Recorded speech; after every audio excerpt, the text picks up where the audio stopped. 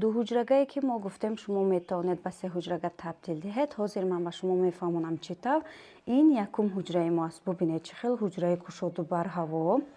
ана ин тирезаи ҳуҷраи якум аз самти роҳ, аз самти берун аст. ҳамаи ҳуҷатҳои хона ҳаст. обу барқ доимӣ ҳаст. ҳоҷатхона бо ҳаммом яъне ванна алоҳида ҳастанд, якҷо нестанд. ин оина вале бозкашолкунак ва ин дуюм ҳуҷраи мо аст.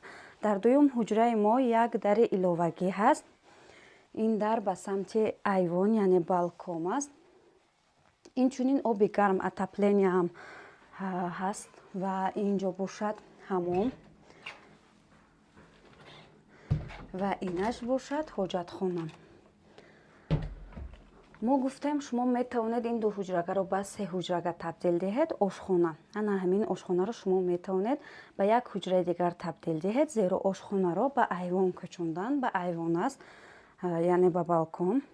ва инчунин дар ҳамон нархе ки мо гуфтем шумо хонаро мехаред, дар ҳамон нарх ана ҳамин таҷҳизоте ки мебинед, ана ҳамин мебелҳо низ дохил мешаванд.